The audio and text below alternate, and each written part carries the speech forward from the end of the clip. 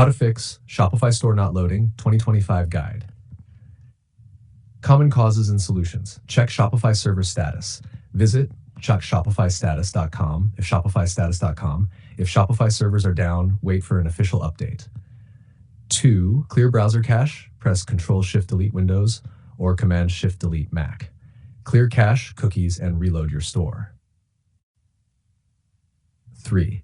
Disable extensions. Ad blockers, VPNs, or script blockers may interfere with loading. Try loading your store in incognito private mode or with extensions disabled. 4. Check your domain settings. Go to Shopify Admin Settings Domains. Make sure your domain is connected and verified.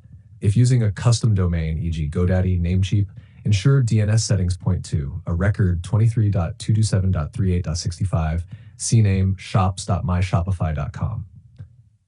5. Theme or app conflicts. Switch to the default theme, Dawn, temporarily. Disable recently added apps that might be blocking your homepage.